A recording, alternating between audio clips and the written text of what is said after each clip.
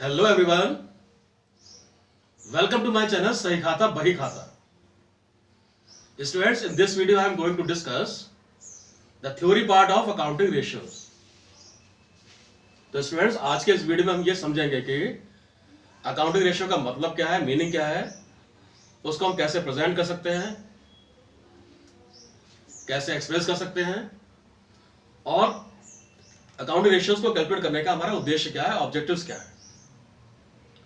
तो स्टूडेंट्स आप ये पहले से जानते हैं क्योंकि जूनियर क्लासेस में आप पढ़ चुके हैं कि रेशियो क्या होता है। तो रेशियो आपको पता है कि it is a simple comparison between two numbers. तो ये आपको पता है ऑलरेडी कि रेशियो जो है वो एक कंपैरिजन है दो नंबर्स के बीच में, चाहे वो फ्रैक्शन के रूप में हो, चाहे वो प्रोपोर्शन के रूप में हो, चाहे वो परसेंटेज के रूप में हो। तो वहीं से हम आगे बढ़ते हैं, इस बेसिक अंडरस्टैंडिंग से हम आगे बढ़ते हैं, इसको लेते हैं चैप्टर को। और चैप्टर हमारा कौन सा है? Accounting ratios. And now we are going to discuss meaning of accounting ratios, four methods of expressing ratios and uses of accounting ratios. तो स्टेप बाय स्टेप हम पॉइंट्स को डिस्कस करेंगे। आइए देखते हैं सबसे पहले अकाउंटिंग रेशियोज का मतलब। Meaning of accounting ratio. Students, a ratio is simply one number expressed in terms of another. It is found by dividing one number into the other. Students, ratio एक simple सा comparison है दो numbers के बीच में, दो facts के बीच में, दो अमाउंट्स के बीच में, और ये हासिल होता है it is found by dividing one number into the other. यानी कि जब हम एक नंबर को दूसरे नंबर से डिवाइड करते हैं तो या तो फ्रैक्शन बनता है, या फिर प्रोपोर्शन बनता है, या फिर परसेंटेज बनती है, और इसको क्या बोलते हैं? रेशियो बोलते हैं। और जब ये रेशियो हम कैलकुलेट करते हैं उन इंफॉर्मेशन के आधार पर जो कि अकाउंट्स के स्टेटमेंट्स प्रोवाइड करते हैं, तो इन्हीं रेशियो को हम बोलते हैं अकाउंटिंग रेशियोज। तो रेशियो निकालना बेसिकली आता है स्टूडेंट्स को। तो स्टूडेंट देखिए आगे, when this ratio is calculated on the basis of facts provided in accounting statements, it is known as accounting ratio. यानी कि जब रेशियो को कैलकुलेट करते हैं अकाउंट्स की इंफॉर्मेशन के आधार पर, यानी कि हम प्रॉफिट एंड लॉस अकाउंट को इस्तेमाल कर रहे हैं या फिर कंपनी की बैलेंस शीट को देख रहे हैं और उसके फैक्ट्स और फिगर्स को हम कंपेयर कर रहे हैं डिफरेंट टर्म्स में, तो ये क्या कहलाएगा? अकाउंटिंग रेशियो कहलाएगा। यानी कि हम डिफरेंट डाटास को ले रहे हैं जो कि स्टेटमेंट्स में गिवन है और उनको कंपेयर कर रहे हैं एज परसेंटेज या फिर प्रोपोर्शन या फिर फ्रैक्शन के रूप में। तो ये क्या हो गया? हमारा रेशियो हो गया, अकाउंटिंग रेशियो हो गया। Now see the four methods of expressing ratio. अब रेशियो को किस तरह से प्रेजेंट कर सकते हैं, किस तरह से उनको एक्सप्रेस कर सकते हैं, ये मेथड देखते हैं। तो student, there are four methods of expressing ratio. यानी कि जो हमने कंपैरिजन करा है, रेशियो निकाला है, उसको हम चार तरीके से प्रेजेंट कर सकते हैं, एक्सप्रेस कर सकते हैं for the purpose of analysing different datas and accounting information. तो पहला मेथड हो सकता है जैसे कि प्रोपोर्शन, यानी कि प्योर रेशियो और सिंपल रेशियो। तो अगर हम ऐसे प्रेजेंट करते हैं प्रोपोर्शन के रूप में तो इसको बोलते हैं प्योर रेशियो या फिर सिंपल रेशियो। यानी कि हम सपोज करिए दो नंबर्स हैं ए और बी, कोई भी नंबर हो सकता है इसकी जगह पे। तो ए और बी सपोज करिए दो नंबर्स हैं, तो हम इसको ऐसे प्रेजेंट कर रहे हैं ए इज टू बी, यानी कि ए प्रोपोर्शनेट टू बी। तो अगर हम ऐसे प्रेजेंट करेंगे तो क्या कहलाएगा? प्रोपोर्शन कहलाएगा। इन्हीं नंबर को हम प्रेजेंट करेंगे rate of so many times, तो ऐसे भी प्रेजेंट कर सकते हैं हम, जैसे कि ए इज 5 टाइम्स ऑफ बी, यानी कि ए जो है वो बी का 5 गुना है, 5 टाइम्स है। तो ये भी प्रेजेंटेशन एक तरह का रेशियो ही कहलाएगा। उसके बाद इसी रेशियो को जो फ्रैक्शन में हमने लिखा और उसको 100 से मल्टीप्लाई कर दिया, तो रेशियो को हम कन्वर्ट कर सकते हैं, प्रेजेंट कर सकते हैं परसेंटेज के रूप में भी। यानी कि थर्ड मेथड ऑफ एक्सप्रेसिंग क्या हो गया? हमारा परसेंटेज हो गया।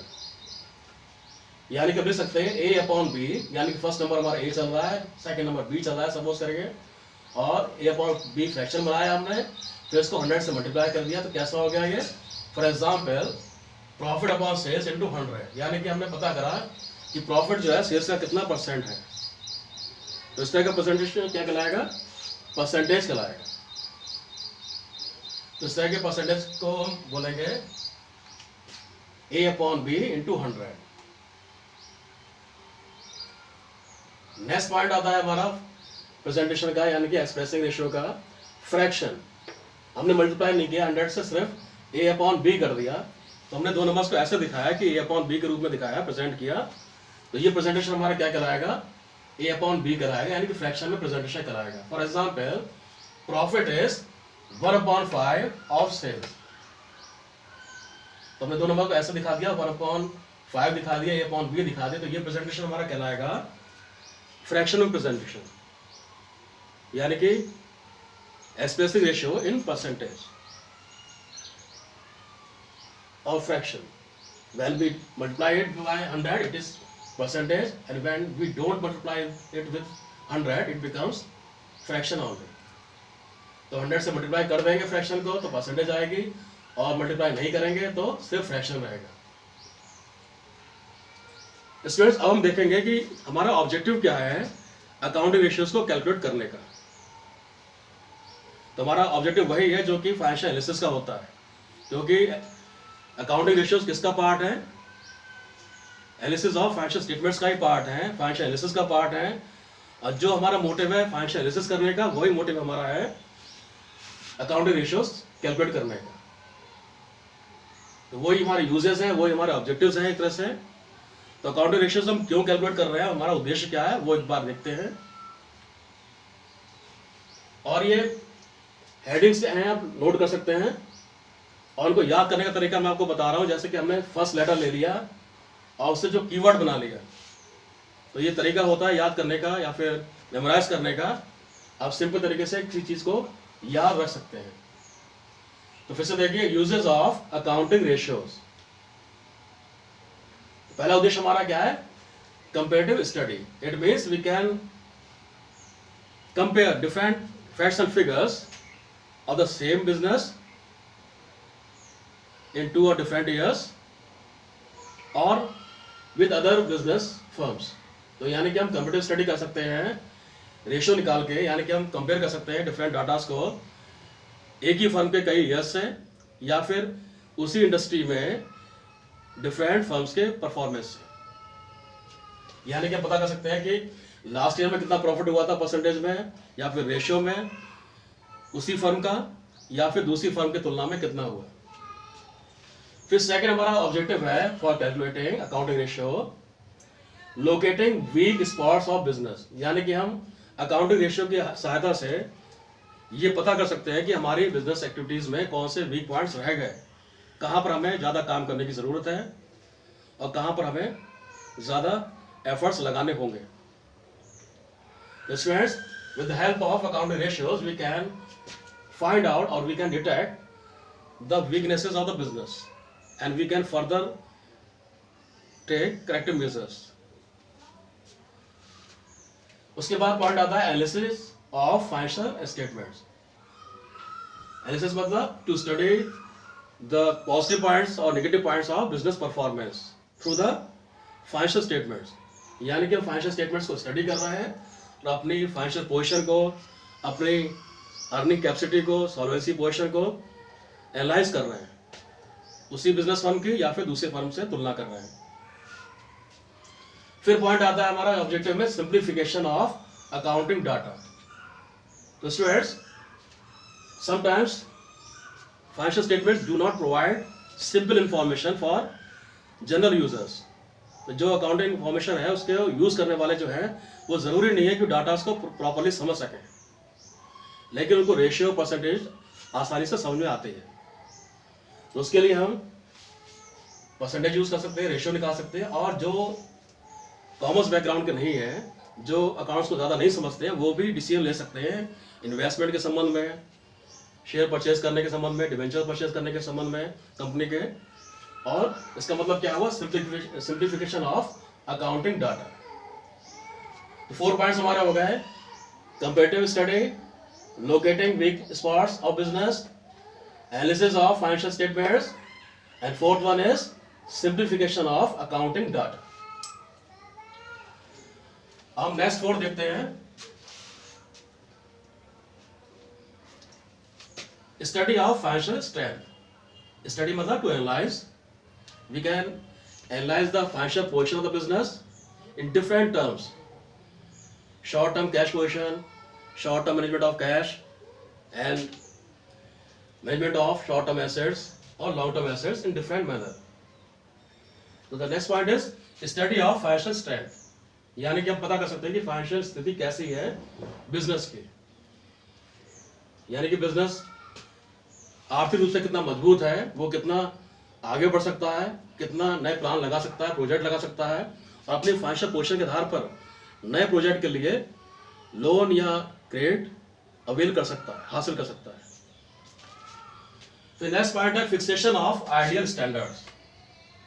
फिक्सेशन मतलब टू सेट या टू फिक्स, टू डिटरमाइन, यानी कि निश्चित करना, to ensure ideal standard. Ideal means, standard means एक निश्चित मापदंड जिससे हम कंपेयर कर सकें कि हमारी परफॉर्मेंस कैसी चल रही है, जिसका हम एनालिसिस कर रहे हैं, उनकी परफॉर्मेंस के डिफरेंट एस्पेक्ट्स किस तरह से मूव कर रहे हैं अदर स्टैंडर्ड के हिसाब से, यानी कि fixation of ideal standards. On the basis of study of financial statements we can set the examples or standards for comparisons on the basis of our knowledge and past experiences. The next point is estimation of business trends. Estimation मतलब अनुमान लगाना, forecast करना एक तरह से, यानी कि अंदाजा लगाना of business trends. business माने व्यापार और trends माने pattern of fluctuations in the market, in the business performance, in the earning capacity, in the solvency position. तो हम ये क्या डिसाइड कर रहे हैं, एस्टिमेशन ऑफ बिजनेस ट्रेंड्स, यानी कि रेशियोज को यूज करके हम ये पता कर सकते हैं कि फ्यूचर में क्या ट्रेंड्स होंगे, क्या पैटर्न्स होंगे, कैसे फ्लक्चुएशंस हो सकते हैं, अप्स एंड डाउन्स आ सकते हैं बिजनेस के एनवायरनमेंट में या फिर बिजनेस के एक्टिविटीज में हमारे, या डिफरेंट सेगमेंट्स में। ये हम अंदाजा लगा सकते हैं with the help of accounting ratio, and which is a part of analysis of financial statements. Last point हमारा आता है इफेक्टिव कंट्रोल। इफेक्टिव मतलब प्रभावशाली, यानी कि हमारे रिसोर्सेज का पूरा कंट्रोल है। We are managing time and resources and material with in the given capacity in the best manner. तो अगर हम रेशियोज को इस्तेमाल करते हैं, फाइनेंशियल एनालिसिस करते हैं प्रॉपर तरीके से, तो हम जो भी रिसोर्सेज हैं, चाहे वो मैन हो, मटेरियल हो, चाहे मशीन हो, उन सबको प्रॉपर तरीके से यूज कर सकते हैं और इफेक्टिव तरीके से हम आगे बढ़ सकते हैं, क्योंकि वेस्टेज ऑफ रिसोर्सेज नहीं होगी, वेस्टेज ऑफ टाइम नहीं होगी, क्योंकि हमें स्टैंडर्ड्स पता होंगे, मानक पता होंगे, मापदंड पता होंगे, और उनसे हम कंपेयर कर सकते हैं और अपनी परफॉर्मेंस को डे बाय डे इम्प्रूव कर सकते हैं इन बिजनेस एक्टिविटीज। तो स्टूडेंट्स, ये जो ऑब्जेक्टिव्स हैं हमारे, बेसिकली वही ऑब्जेक्टिव्स हैं जो कि एनालिसिस ऑफ फाइनेंशियल स्टेटमेंट्स के हैं।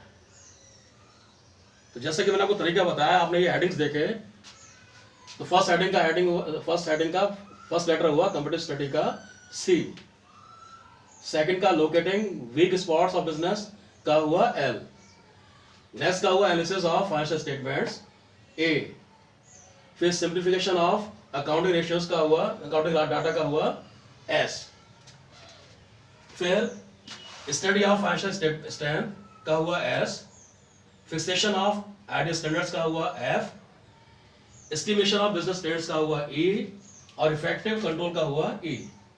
यानी कि जो हमने फर्स्ट लेटर लिया उससे हमारा वर्ड बना की word to remember uses of accounting ratio, यानी कि अकाउंटिंग रेशियो के हम ऑब्जेक्टिव्स और उद्देश्य और इस्तेमाल जो है वो याद कर सकते हैं with the help of this keyword, and this keyword is class fee. class fee मतलब ये इसका कीवर्ड हो गया, इसको याद करने का तरीका हो सकता है ये। तो स्टूडेंट, ये सिंपल प्रेजेंटेशन है थ्योरी पार्ट का अकाउंटिंग रेशियो का। In next videos we will understand the different types of accounting ratios thanks, have a nice day.